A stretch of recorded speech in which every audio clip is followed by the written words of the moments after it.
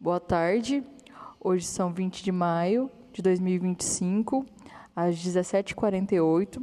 Estou aqui na presença do saudosíssimo professor José do Carmo Siqueira e do meu amigo Erlande Maranhão para uma entrevista a respeito de Pureza Lopes Loyola. Agradeço pela disponibilidade, professor, e a gentileza em contribuir com a pesquisa. E informo que esta entrevista entrega meu trabalho de conclusão de curso, intitulado de Escravidão Contemporânea de Mulheres Negras e a Influência Simbólica de Pureza Lopes Loyola. Nesse sentido, Vossa Senhoria constituiu-se em figura de singular importância na vida de Pureza Lopes Loyola, como ela própria relatou em entrevista concedida a entidades internacionais que a homenagearam. Vossa Senhoria figura entre as pessoas de maior relevância em sua trajetória. Diante desse vínculo e de sua influência singular, justifica-se a excepcional relevância dessa entrevista para a compreensão do tema em foco. Peço também, professor, por meio desse, autorização para uso acadêmico de conteúdo da entrevista, que será anexa ao meu TCC e publicada no YouTube. Boa tarde, Maria Carolina. Eu seguro aqui? Só de segurar aqui está gravando bem. Tá bom. Muito bem. Então, quero dizer que, para mim, é uma satisfação muito além de uma satisfação de natureza acadêmica, né?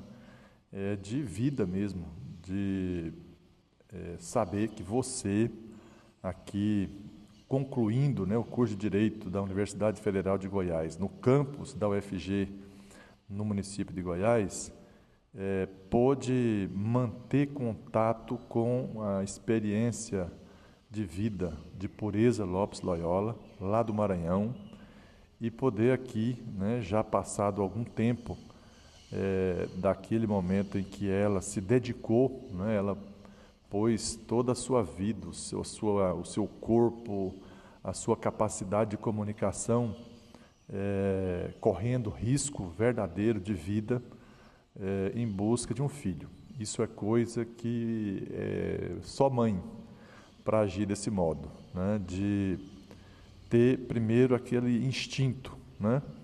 De perceber que o filho que quis um dia sair de casa, né, da cidade de Bacabal, no Maranhão, à procura de trabalho, e depois ela perceber que isso pudesse ter descambado, né, para uma prática tão abominável, não é?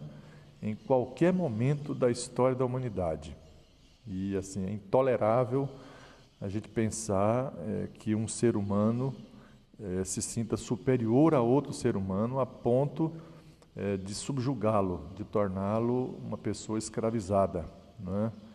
E essa é uma prática que o Brasil adotou desde os primeiros tempos da colônia, uma prática que não ocorria na Europa, adotaram aqui, e isso se perpetuou por tanto tempo que ficou introjetado, né, na cabeça de uma elite cruel.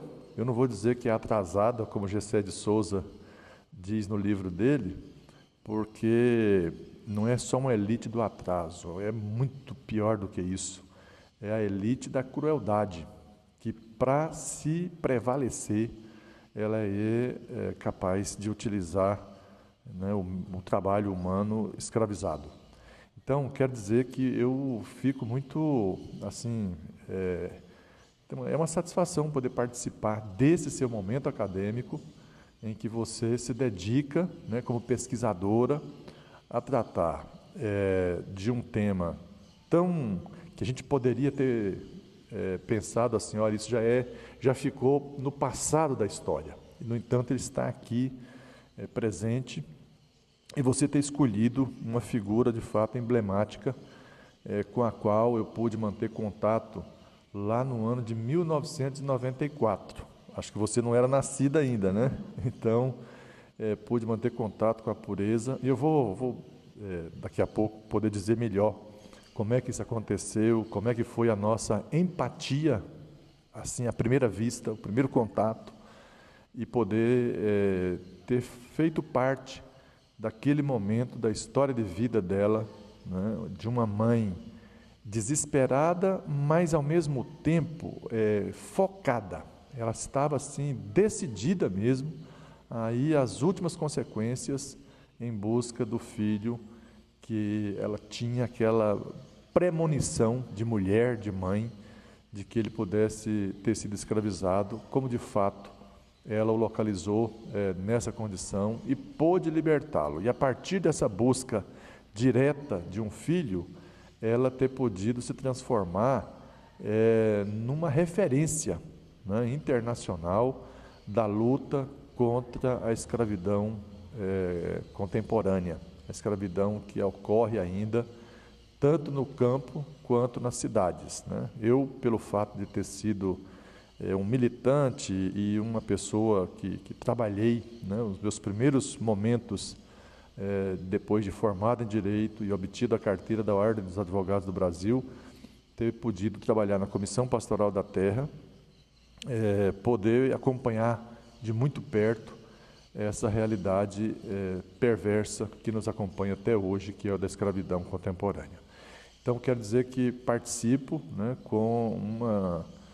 como compromisso ético, como compromisso humano, né, de poder ajudar você nessa sua trajetória, de concluir, né, o seu percurso acadêmico aqui na UFG, com um trabalho que, de antemão, pelo roteiro que você preparou para essa nossa conversa, que eu acho que talvez hoje vai ser insuficiente o tempo que nós destinamos para isso, ela vai poder continuar, quem sabe, ainda na próxima semana, mas dizer que já confio plenamente que o seu trabalho vai ser um trabalho de grande relevância, né? Não apenas para você pessoalmente, mas para a nossa UFG e para a sociedade que precisa cada vez mais conhecer esse tema, e que o seu trabalho vai contribuir de uma forma muito concreta, de uma forma muito competente para tratarmos desse tema com toda a coragem que a gente precisa ter para tratar e derrotar todos aqueles que ainda acham que pode escravizar alguém. Agradeço muitíssimo, professor. Espero corresponder às expectativas. Ademais, gostaria de fazer uma pergunta a respeito de... O senhor poderia compartilhar com a gente, né, como foi a sua trajetória profissional e acadêmica? Então, eu comecei muito cedo como militante mesmo, né, da Igreja Católica, aqui na cidade de Goiás. Tivemos a graça de ter aqui como bispo Dom Tomás Balduino, e uma pessoa que fez uma diferença muito grande na cidade e em relação a muitas pessoas. Então, eu nasci praticamente assim, no mesmo ano que o Dom Tomás chegou aqui, em 1968. E muito cedo pude participar de eventos, ações da Igreja Católica, fui formado mesmo. Eu digo que eu tenho 3 escolas na minha vida. A Igreja Católica da Diocese de Goiás, liderada pelo bispo Dom Tomás Balduino, o Partido dos Trabalhadores, ao qual, né, eu me dediquei ainda adolescente, né, a fundar aqui no município de Goiás. Depois, a universidade. Então, assim, a escola, né, não só a universidade, porque eu tive toda a formação, né, de educação fundamental, básica e superior, inclusive nos níveis de mestrado e doutorado. Então, são 3 grandes escolas da minha vida. Então, eu não posso dizer que foi apenas uma delas, é um conjunto, né, que a gente vai encontrando na vida e, ao mesmo tempo, indo ao encontro dessas oportunidades de a gente se formar como ser humano, como intelectual, como militante, né, de causas. Então, eu tive logo esse contato direto com causas importantes, né, sobretudo a luta pela terra, a organização de juventudes, E isso me fez, um pouco mais para frente, me tornar professor muito cedo, muito cedo. Com 15 para 16 anos, eu comecei a lecionar para a antiga quinta série, que depois virou o 6º ano atual, né, do ensino fundamental. Então, fui professor do ensino fundamental por 4 anos, antes de me ingressar no curso de Direito. Foi uma escolha mesmo, muito decidida, fazer Direito, por sentir que era um curso que poderia me capacitar melhor para algum tipo de intervenção que eu pudesse fazer nos espaços de atuação que eu fosse escolhendo. E cursei Direito no período de 88 a 93.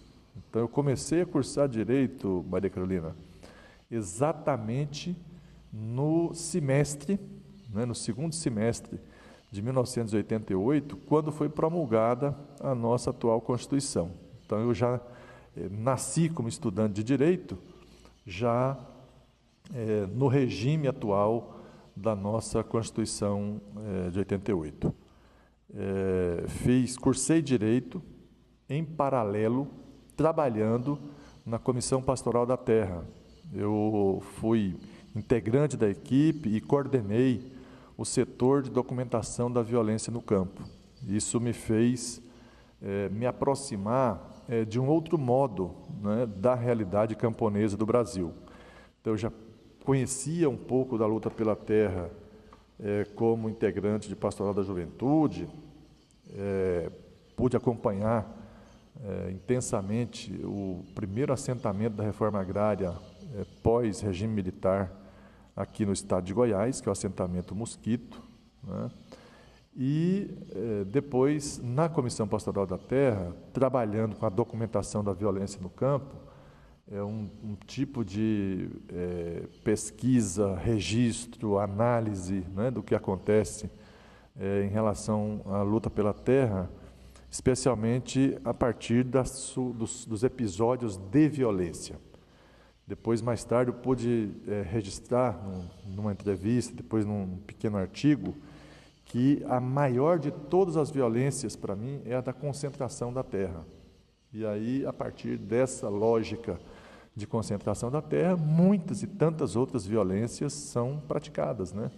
Violências físicas, violências psicológicas, que depois eu fui desenvolvendo alguma linha de análise desse cenário a partir do trabalho de documentarista, né, da violência no campo no Brasil.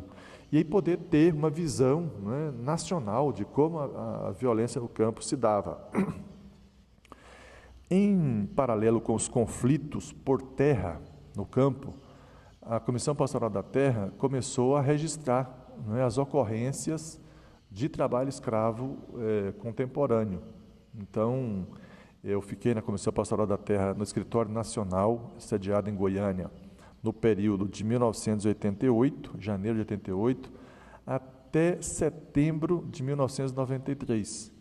Então, nesse período, né, foram quase 6 anos, 5 anos e 9 meses, eu pude ter essa compreensão, né, da realidade camponesa do Brasil, que, além da concentração da terra, né, escravização da terra, acontecia também como um fenômeno que a gente esperava que tivesse sido banido, né, da história brasileira e da história da humanidade, mas não foi. Inclusive, é provável que nesse momento que estamos aqui conversando, né, sobre esse tema da escravidão contemporânea, tenha gente submetida, né, a essa crueldade, para enriquecer alguém às custas, né, do trabalho não apenas gratuito, mas de um trabalho em que a pessoa é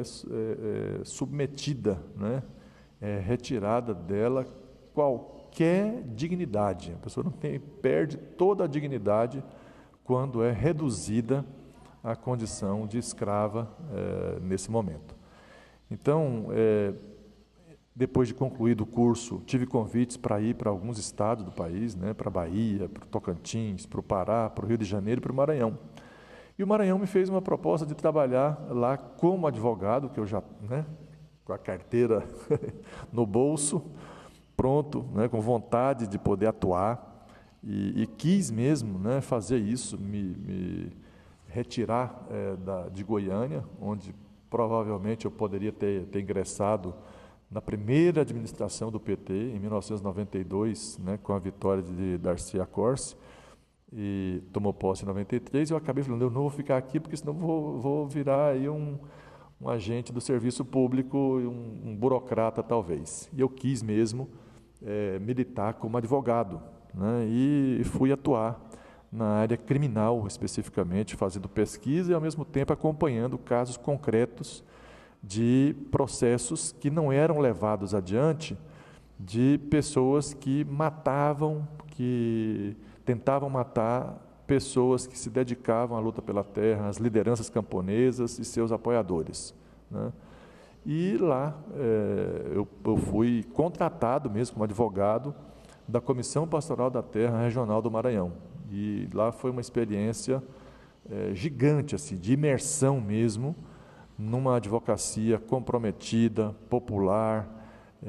Inclusive lá eu pude criar um curso de formação, né, para pessoas, lideranças do campo, que eu dei o nome de formação de agentes jurídicos populares, que depois se multiplicou por alguns lugares. Quando eu voltei do Maranhão, eu pude reproduzir esse curso aqui, através do IBRACE, em diversas turmas que se realizaram aqui no Mato Grosso, no Tocantins. Então foi uma experiência assim, muito concreta de utilizar tudo aquilo que eu tinha aprendido de direito na graduação, né, de uma forma muito concreta, acompanhando, fazendo o papel de assessor. Em nenhum momento, né, eu caí na tentação de fazer às vezes de quem são os verdadeiros lutadores pela terra, as pessoas que estão na linha de frente. O meu papel era de acompanhar juridicamente, fazer a defesa, fazer a orientação, né, de modo que tudo que viesse de violência, também a partir do aparato estatal, né, do sistema de persecução penal, das polícias, militar, civil, Ministério Público, do Judiciário, então poder fazer a defesa dessas mobilizações de camponeses na luta pela terra, diante também de uma violência oficial, né? Aquela violência que vem do próprio Estado, né? Então, o João Batista Herkenhoff fala disso, né? Da violência oficial é aquela que o próprio Estado pratica contra as pessoas, contra os seres humanos, contra a cidadania, né? Então, poder atuar ali de uma forma muito objetiva, e fui me preparando. Foi uma continuação, né, do meu processo de formação na área do direito, que pude me dedicar a partir de casos concretos, né, muito relevantes, fazendo júris, fazendo defesas em processos criminais. Então, foi uma militância mesmo, né, a partir da formação em direito, vinculado aí não só mais à Comissão Pastoral da Terra, mas à Federação dos Trabalhadores da Agricultura do Estado do Maranhão. Lá tem uma entidade que se chama, era uma dedicada aos direitos humanos, que tinha uma similar no Pará.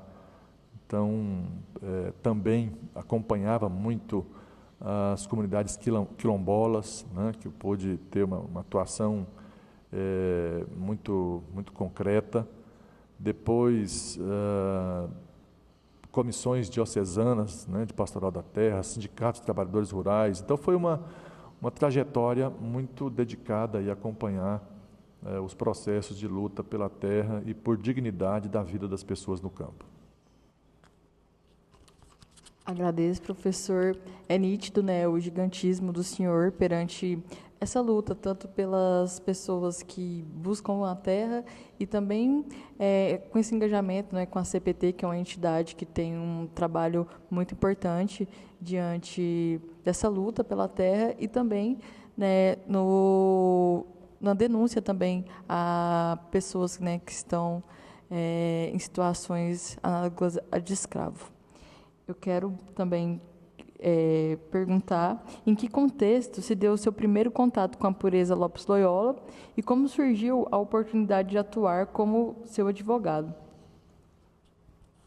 Então, foi em 1994, a Comissão Pastoral da Terra integrava uma organização, né, nacional, que era o Fórum Nacional pela Reforma Agrária e contra a Violência no Campo. E esse fórum, que era integrado, né, por diversas entidades do país inteiro, se reunia periodicamente em Brasília, e numa das vezes, bem no início de 94, houve uma reunião dedicada ao tema do trabalho escravo contemporâneo, porque isso se tornou um fenômeno cada vez mais recorrente, né? Verificou que não era uma coisa isolada, né, aqui e acolá. Começou a identificar mesmo, né, várias situações de trabalho escravo espalhadas pelo Brasil inteiro, de norte a sul.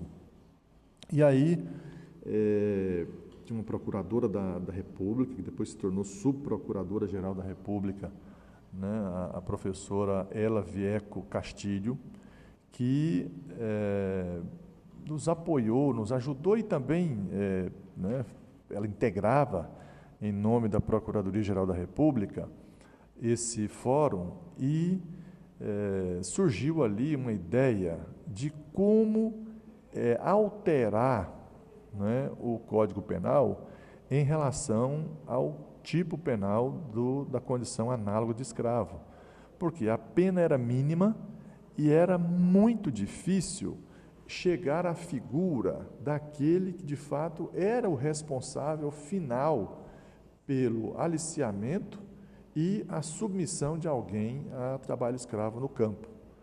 Porque era até mais, digamos assim, fácil identificar o aliciador do trabalho escravo, né, a figura do gato, que foi assim, né, denominado, aquele que vai e atrai, né, pessoas à procura de trabalho que, né, no primeiro momento, eram encantadas, seduzidas, né, para irem para lugares distantes, né, de difícil acesso, para ali trabalharem.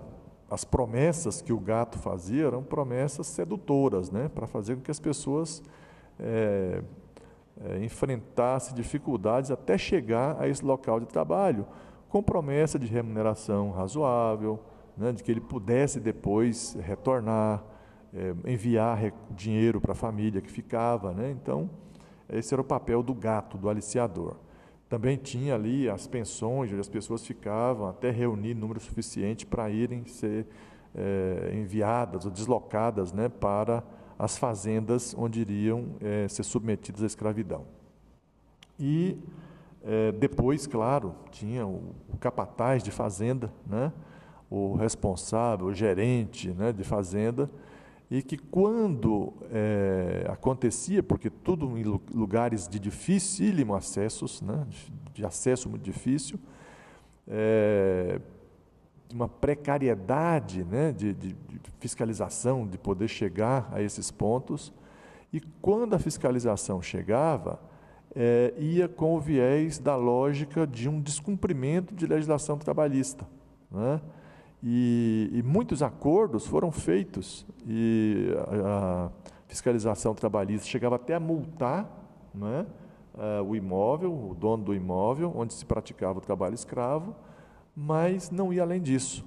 Por quê? Porque a punição, a partir do direito penal, tinha um entrave na própria forma da expressão, né, da definição do crime de redução de alguém à condição análoga de escravo. Então, nós fizemos, você pode ver que tem uma alteração no Código Penal que é oriunda, que é fruto desse movimento que aconteceu naquele momento, Carolina, que esse grupo de trabalho conseguiu, de fato, fazer com que a proposta legislativa fosse adiante, né, com o peso da Procuradoria-Geral da República, dos movimentos de parlamentares federais, né, que puderam acompanhar esse processo. Tinha um núcleo agrário do PT na Câmara Federal que acompanhava sistematicamente esse trabalho e gerou uma mudança no Código Penal, que não é suficiente também para poder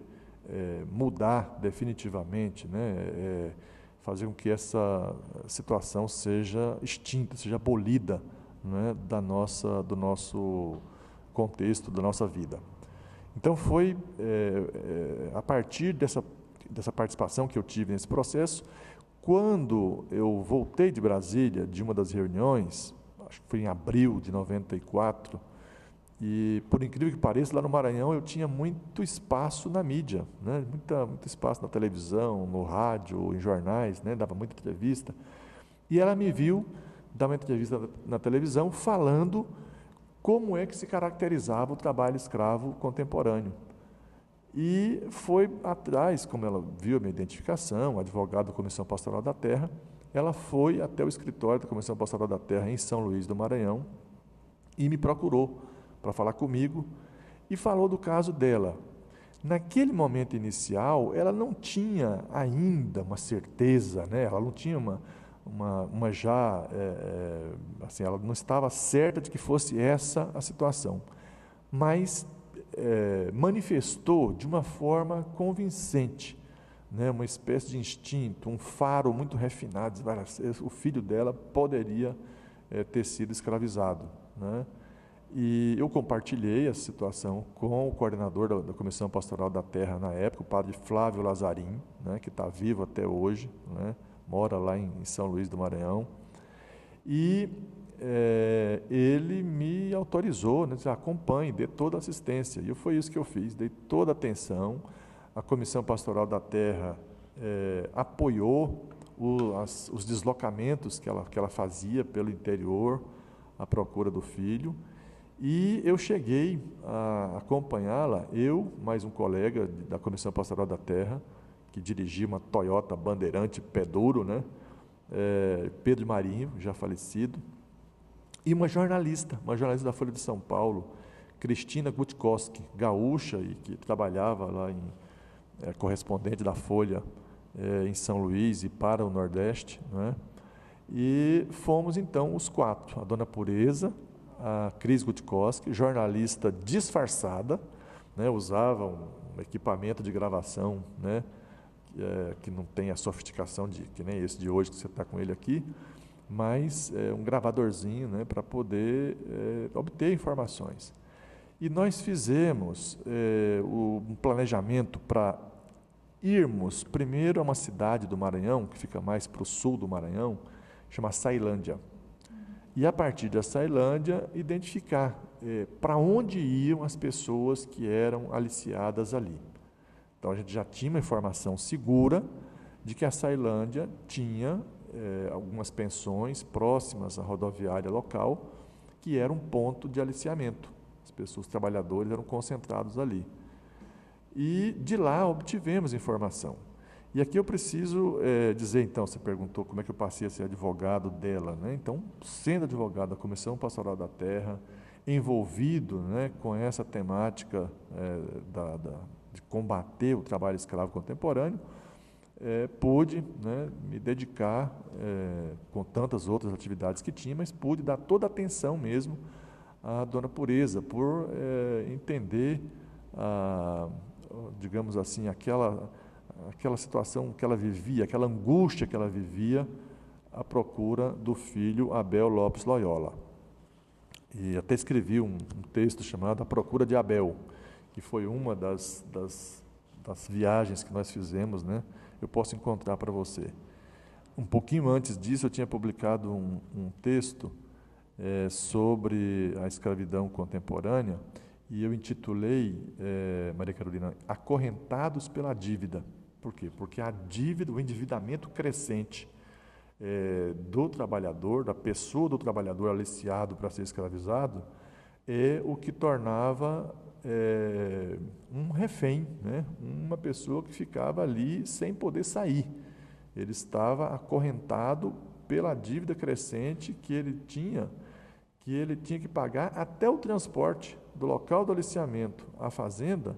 Isso já ia constituindo, né, um volume de dívidas que depois se tornava impagável e ele não podia sair. Era vigiado, né, com pistoleiros armados e, né, teve episódio de assassinato de pessoas que tentavam fugir. Então a dívida o prendia, né, àquele lugar onde ele era escravizado. Então ele tinha que comprar até desde uma coisa de higiene, um sabonete, né, ele tinha que comprar no barracão que era mantido na fazenda, praticava preços absurdos, né, uma comida um pouquinho, né, diferente, já que era mal alimentado, porque isso fazia parte do processo de escravização contemporânea. Então a dívida crescente se constituía, como constitui ainda, né, no mecanismo de aprisionamento do trabalhador aliciado, né, ao lugar onde ele é reduzido à condição de escravo.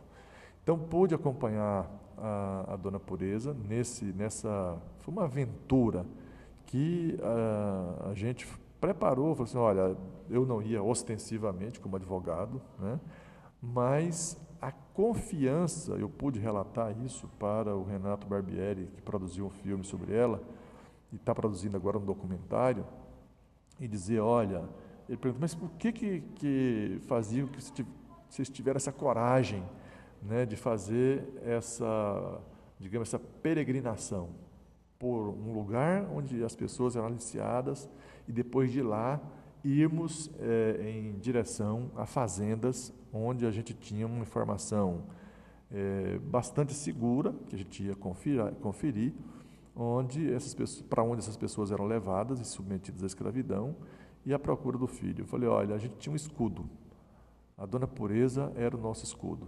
Então, quando, né, a gente olhava para a imagem daquela senhora, né, uma senhora bem do povo mesmo, você sabia que era uma pessoa, uma trabalhadora de verdade, né? Já assim, o rosto, a pele curtida, né, pelo sol. Então, ela, com aquele jeitinho dela, né, muito simples, com a foto do Abel, uma foto dessa, né, antiga, impressa, né, na mão, e mostrar para as pessoas, assim, eu estou procurando o meu filho. Então, assim, a gente trabalhava com uma lógica de que a gente não fosse ser agredido, né, porque estávamos ali acompanhados por ela, por uma mãe, à procura do filho. Então, era esse o nosso, digamos assim, era a nossa proteção, né? A gente estava, os quatro apenas, ninguém tinha nem um canivete como arma, não tinha arma nenhuma, né? A gente ia com a coragem, com a disposição mesmo, de fazer com que aquela procura que a Dona Pureza desencadeou pudesse chegar ao fim, né? Percorremos então fazendas agronunes no estado do Maranhão, mas não obtivemos sucesso. Chegamos a um lugar, né, onde tinha um acampamento de muitos trabalhadores que trabalhavam na limpeza, né, de vegetação para poder formação de pastagem, e teve um momento de tensão, né, em que vimos pessoas armadas e se movimentaram, nós tivemos que sair daquele lugar, né, sem melhores informações, só que dizendo que ele não estava. Quem viu a foto, né, do Abel disse, não está por aqui, não está por aqui, e pronto, né, tivemos que sair de lá. Então essa experiência concreta de poder acompanhá-la, de viver, né, a angústia dela de procurar o filho, foi feita desse modo. A Comissão Pastoral da Terra bancava as viagens dela, que eram de ônibus, né, alimentação, quando ela precisava se hospedar no interior do estado do Maranhão, até mesmo no estado do Pará, ela vinha, prestava conta, né, de cada recurso que recebia de apoio para poder fazer essa procura, né, ter sucesso. Ela foi se, digamos assim, foi se formando, foi entendendo melhor essa realidade. Ela relata isso no primeiro filme aí que já circulou, do Renato Barbieri. Ela foi se dando conta, né, tendo mais clareza do que mundo era esse. Que mundo era esse que escravizava pessoas. E ela ajudou a identificar novos casos, novos, né, campos de atração de trabalhadores para serem submetidos à escravidão. Ela ajudou, né, a desvencilhar, desbaratar casos de escravidão no campo, no Maranhão e no Pará.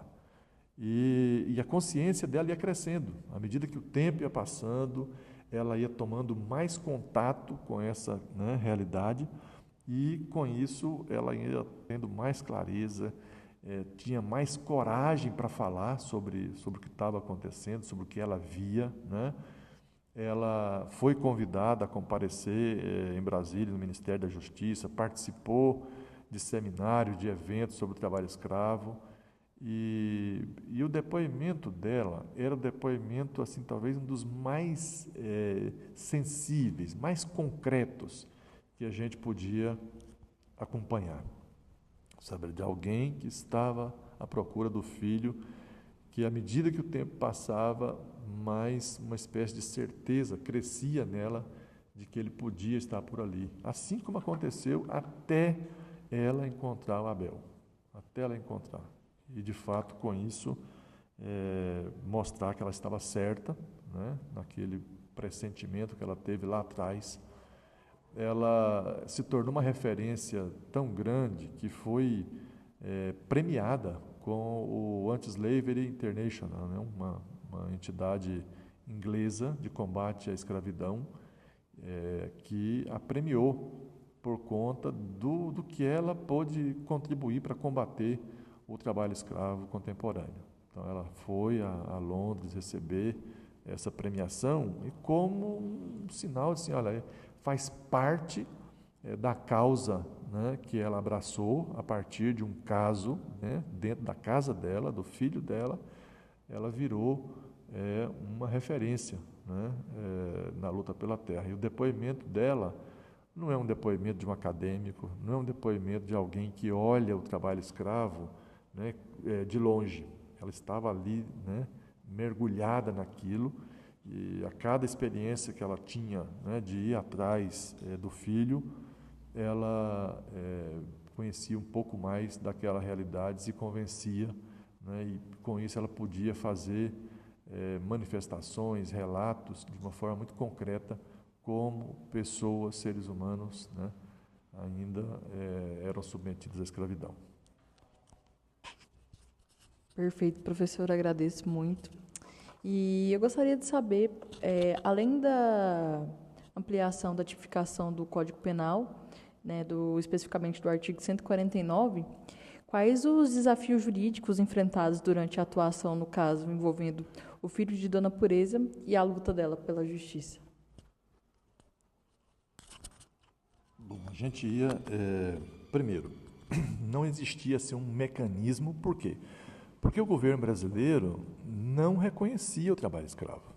Então, o primeiro desafio era esse, fazer com que o governo, né, que tem a atribuição de combater de uma forma institucional, né, efetiva, a prática da escravidão contemporânea, ele não reconhecia. Então, você tinha lá um tipo, uma figura, né, no Código Penal, que estava quase em desuso, né? De repente explodiu, né, a identificação. Por quê? Porque certamente isso não deixou de acontecer desde o dito fim da escravidão, lá em 1888. Por quê? Porque é muito clandestino, muito escondido, né? E se você pensar numa região, né, como a região amazônica, o interior de muitos estados aí do centro-norte do país, então era de difícil identificação, né? Então, e o governo não admitia, ou seja, o governo passar para a comunidade interna e para a comunidade internacional, dizer, olha, no Brasil, um país com esse potencial que é econômico, ainda pratica, né, ainda aqui ocorre a escravidão. Então, assim, isso é algo que atinge a própria imagem do país. Então, teve esse primeiro momento de dizer, convencer o governo de que o trabalho escravo existe. Porque se não convencesse, não ia se mexer, ele não ia se movimentar, não ia criar nenhum mecanismo de combate ao trabalho escravo.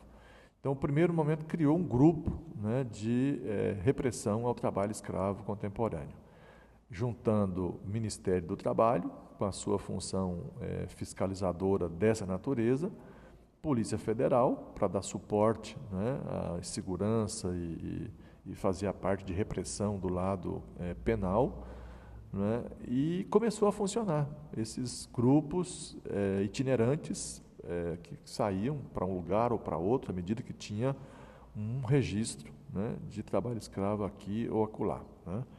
Então, foi um grande passo. Para além de ter uma figura típica, né, um pouco mais ajustada para alcançar os que são verdadeiros beneficiários da escravização, do trabalho escravo contemporâneo, e criar mecanismos para tirar do papel, né, a letra da lei. Então, você não basta ter uma legislação que proíba aquela conduta, é preciso que o Estado se adeque e se prepare para identificar, produzir provas seguras para gerar a punição, a responsabilização daqueles que ainda reduzem pessoas à escravidão. Certo, professor, obrigada.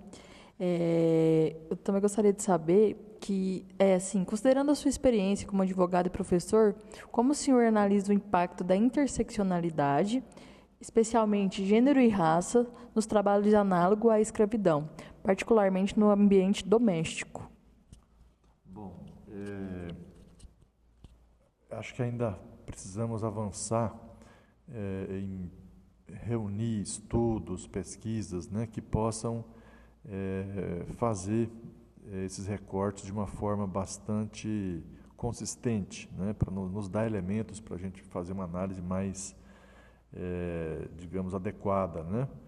Mas, pelo que a gente pôde acompanhar, num primeiro momento, em relação ao campo, eram homens que eram levados para serem submetidos ao trabalho escravo, para o trabalho pesado, seja nas carvoarias, seja nas fazendas onde eles iam fazer desmatamento, né?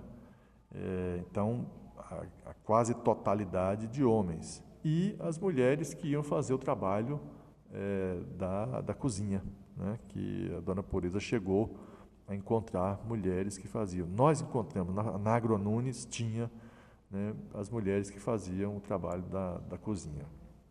Então, eu sei que você está perguntando também por quê? Porque nós assistimos aí, né, a ocorrências de pessoas que são trancadas, né, em imóveis urbanos, né, em pequenos imóveis, em casas ou até mesmo em apartamento, pessoa ser escravizada, né, ali dentro, não poder sair, né, e reduzida a um trabalho escravo em domicílios, né?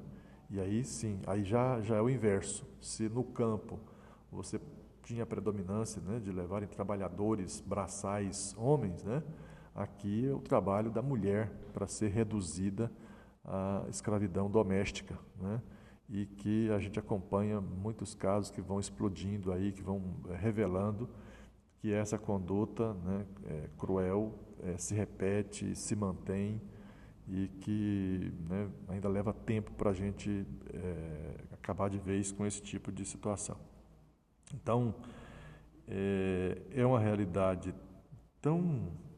de tão difícil acesso que faz com que a precariedade de informações, né, nos permitam agir mais diante dos casos né, e fazendo, claro, uma demonstração de que essa ocorrência persiste, né, e buscando ampliar mecanismos de identificação, né, e punição de pessoas, e uma punição que deve atingir, para além do aspecto penal, né, de ter a pena em relação à pessoa, né, que escraviza, que se beneficia da escravidão, mas também atingir patrimônios, né, de pessoas que utilizam o trabalho escravo. Ou seja, as pessoas, as famílias das pessoas que foram escravizadas precisam ser indenizadas. E os patrimônios das pessoas físicas ou jurídicas que se envolvem na escravidão contemporânea, como aqueles que praticam a escravidão contemporânea, precisa ser atingido de uma forma muito dura, muito dura. Né? Nós já temos aí a previsão de poder expropriar, né, os imóveis onde se pratica o trabalho escravo. Isso tem que acontecer de uma forma muito objetiva, muito consistente, né, muito segura, para ser um elemento a mais, né, de combate, de desestímulo a quem quer que seja que ainda ache que pode escravizar alguém. Certo, professor. Eu gostaria de saber também se o senhor acredita que a figura de Pureza Lopes Loyola contribuiu para a transformação da percepção pública sobre o trabalho escravo contemporâneo.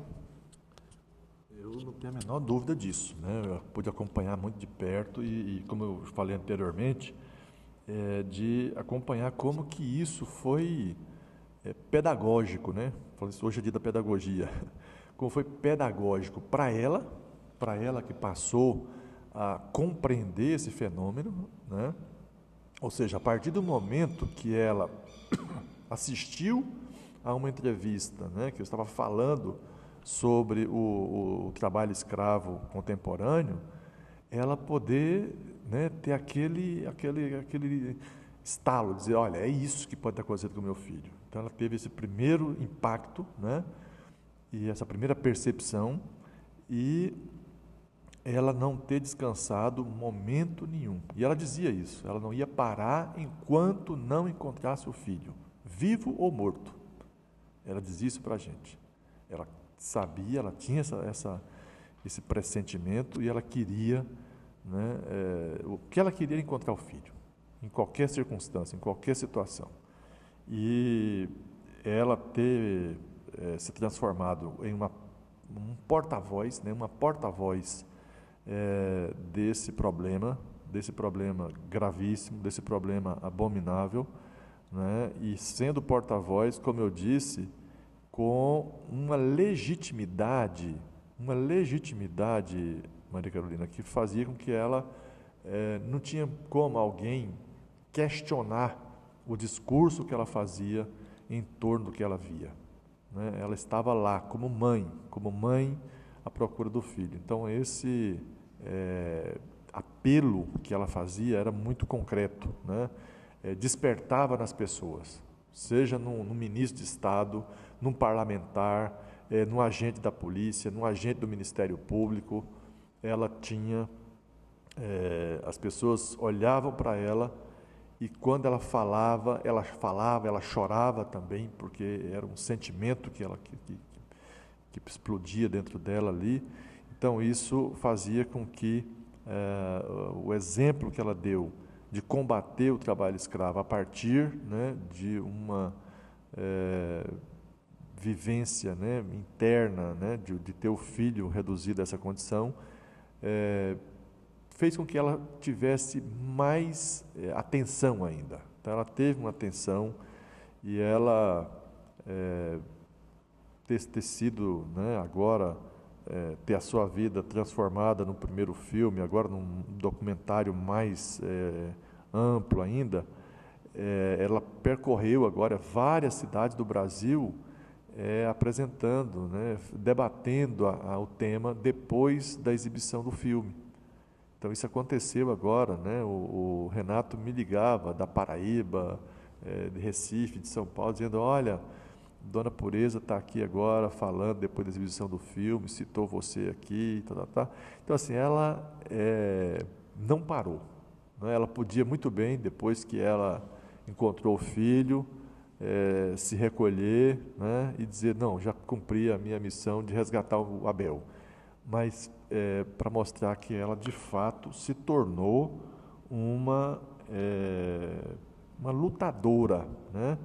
Contra o trabalho escravo no país, e a ponto de agora, né, bem já de idade, poder desempenhar esse papel de alertar a sociedade, de mostrar para a sociedade aquilo que acontece de uma forma tão, né, absurda no campo e também nos centros urbanos. Sabemos que tem gente que escraviza, inclusive estrangeiros, né, peruanos, bolivianos, em indústrias têxteis, né, na cidade de São Paulo.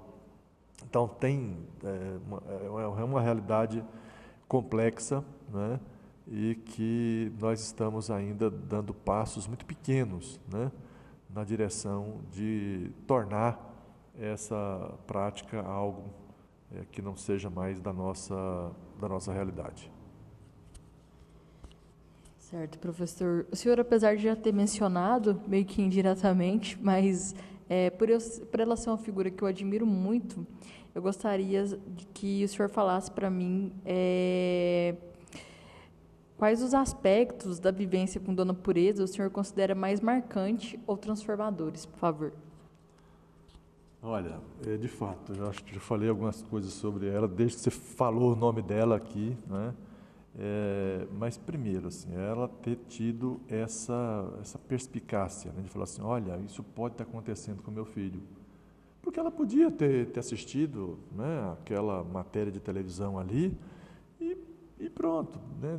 Isso tem, está pronto, né? E pensar que o filho pudesse estar numa condição que não fosse essa, que pudesse estar trabalhando normalmente, né, que não comparecia porque pudesse, sei lá, não querendo voltar tão cedo para casa, porque o filho falava que queria né, ganhar um dinheiro para poder melhorar as condições de vida, inclusive dela, da família, né?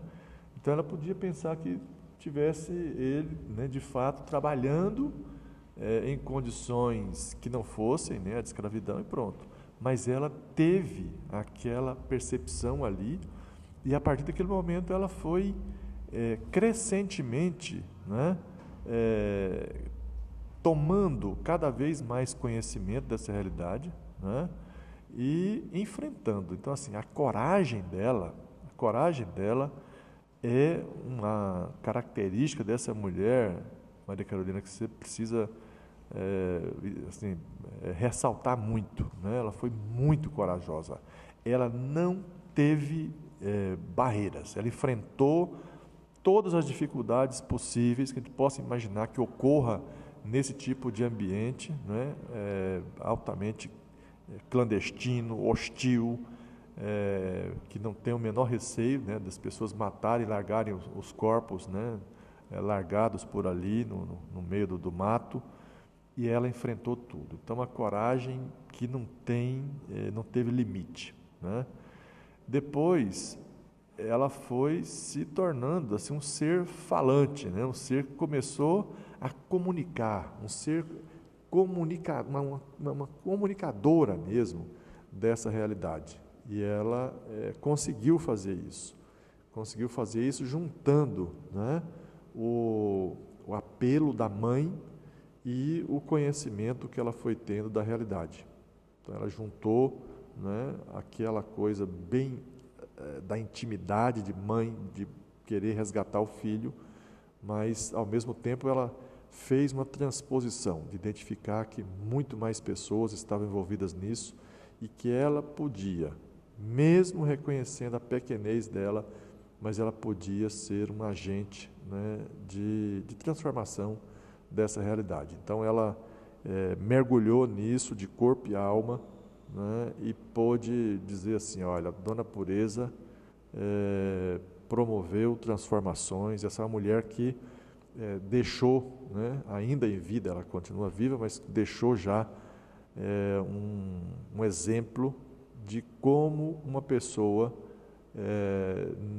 não sozinha, naturalmente, ela buscou os apoios que ela podia achar que podia contar com esses apoios, né? E foi a fundo no que ela podia fazer. Tudo que estava à frente, ela enfrentou, ela foi além daquilo que você podia esperar de uma pessoa qualquer. Ela foi uma dedicada, né, mãe, não só do Abel, mas de todas as pessoas que ela pôde libertar da escravidão moderna, da escravidão contemporânea. De fato, uma pessoa muito digna de admiração.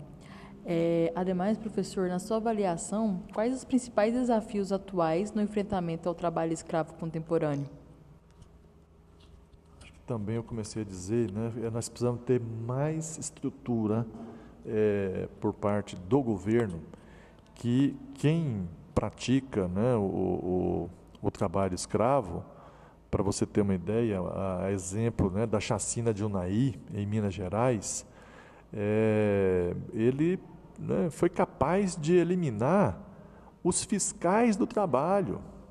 Então, veja, assim, na cabeça dessa pessoa, para ele não tem limite, né? Ele acha que nada vai atingi-lo, nada, né?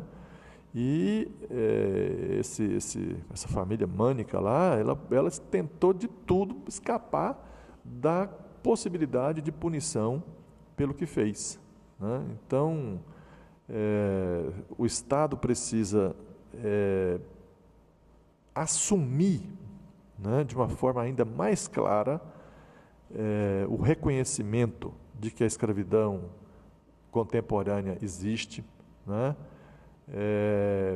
Apoiar as iniciativas, né, de entidades nacionais, internacionais de combate à escravidão, que não é só no Brasil, mas precisa fazer o seu papel, com a força que o Estado tem, com a capacidade que o Estado tem, de poder mostrar para aqueles que ainda pensam que pode escravizar alguém, que isso não faz sentido e que ele vai ser alcançado, que ele vai pagar com o seu patrimônio, ele vai pagar com aquilo que está previsto no direito penal como pena restritiva de liberdade.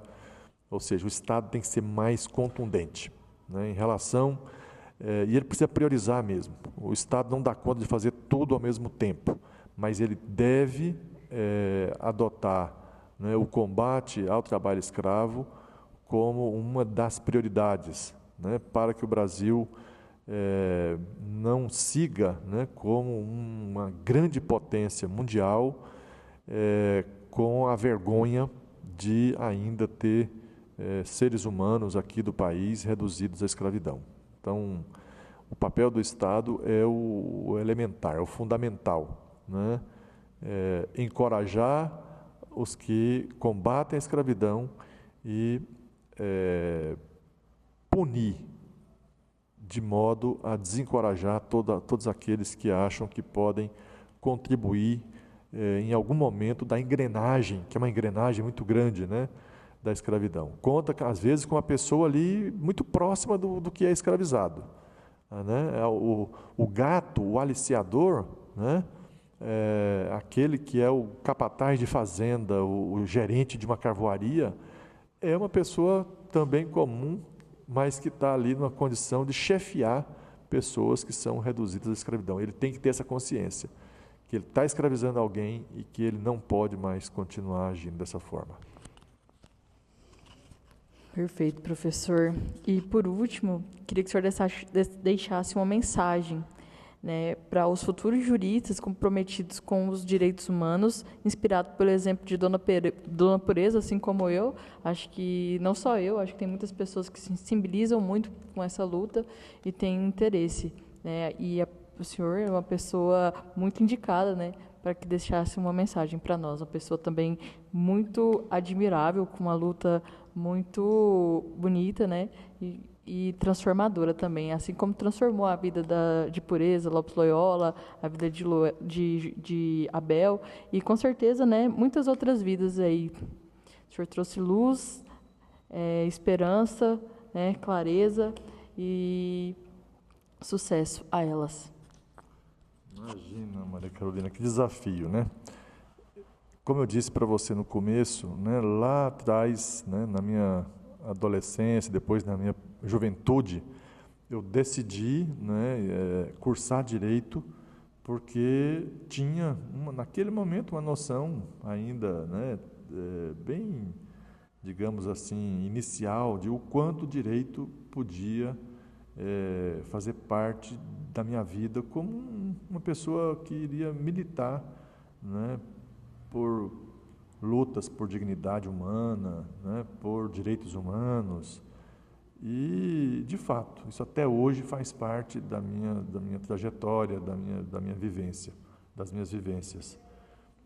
O que eu posso dizer é que pessoas como você, que estão concluindo o curso de Direito agora, né, e você que vai ser uma jurista, né, que tem essa visão de mundo que não está limitada, né, a dogmática, né, a determinadas teorias do direito, mas cada pessoa que possa ter a armadura do direito, digamos assim, para enfrentar as dificuldades da vida, né, as realidades tão complexas, tão desafiadoras, tão desumanas, né, possa se preparar mesmo, né, e ter no direito, para além, né, de uma forma de ter uma ascensão social, que muita gente busca e tem legitimidade nisso, mas poder dizer, olha, eu posso fazer mais. E como o direito abre tantas oportunidades de atuação profissional, né, seja na advocacia privada, na advocacia pública, nas polícias, que tem muita gente que tem uma compreensão, digamos assim, de ter uma visão da sociedade muito mais ampla, né, que não é a visão daquelas pessoas que acham que não, tem um grupo que domina o outro grupo. Então, tem a elite e tem aquele que está embaixo. Então, tem gente que superou essa visão, precisa se assenhorar, não é, das instituições, das carreiras públicas que possam ajudar a fazer diferença na vida das pessoas. Então, não é que tudo vai passar pela via institucional, mas quanto mais pessoas que tenham uma visão crítica da vida, né, do mundo, do direito, puderem ingressar nessas carreiras e desenvolver, né, práticas nessas carreiras jurídicas que possam transformar vidas, que possam libertar pessoas e fazer com que o direito seja de fato uma forma de defender as pessoas que mais são prejudicadas, né, na sociedade, que são mesmo transformadas, né, em seres de segunda categoria. Então, quanto mais pessoas entrarem para esse universo e utilizar o direito como um grande instrumento, né, de transformação de vidas, vai ser melhor. Então, que as pessoas possam buscar esse caminho, né, fazer do direito um grande instrumento de transformação de vida das pessoas e as pessoas poderem viver com dignidade, sabe? Não ter aquela coisa frenética de acumular bens, né? Aquela coisa de achar que um é superior ao outro, um que tem que ficar subjugando o outro e que possa ter uma convivência, né, mais embasada em princípios de igualdade, né, em princípios de respeito às diferenças, à diversidade que está cada vez mais, digamos assim, expressa, mais visível. É preciso que cada um tenha um respeito profundo, né, por cada afirmação de identidade, que tem espaço para todo mundo. O mundo é grande, tem, né, possibilidade que cada um viva, né, uma vida que não precise, em momento nenhum, agir de modo a reduzir o outro, constranger, assediar, praticar discriminação, ou seja, não tem sentido, não tem espaço para isso.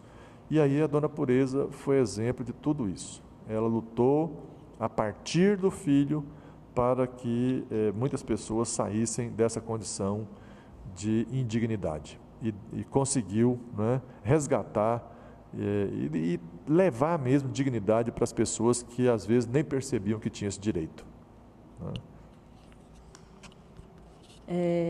Mais uma vez, professor, eu agradeço imensamente. Fiquei muito honrada em o senhor conceder essa entrevista a mim, né, para a formação do meu TCC. Fico muito feliz também de beber dessa ponte, o senhor, bem como a minha orientadora, a Érica também, que são pessoas muito articuladas e que engajam muito nessa luta, né, pelas pessoas que são oprimidas, diante desse sistema capitalista, né, extremamente, né, opressor. Vocês foram pessoas fundamentais para o meu despertar acadêmico e uma gratidão eterna. Vocês são como 2 postes de luz, né, que trazem essa clareza que a gente precisa. Mais uma vez, agradeço muito pela honra que me concedeu de entrevistá-la. Eu que agradeço mesmo e quero, né, ver como é que você vai concluir esse trabalho desafiante, desafiante, sem dúvida nenhuma. Foi uma escolha, digamos assim, você teve uma luz para poder, né, eu não sei se foi esse tema que foi ao seu encontro, você que foi ao encontro desse tema, mas que você faça, né, o seu melhor, como você sempre faz, para que esse trabalho seu seja um elemento a mais, né, de contribuição para que essa prática não aconteça mais. Que as pessoas possam, a partir do seu trabalho de conclusão de curso, compreender essa realidade, saber que ela existe e poder atuar contra ela. Certo, muito obrigada.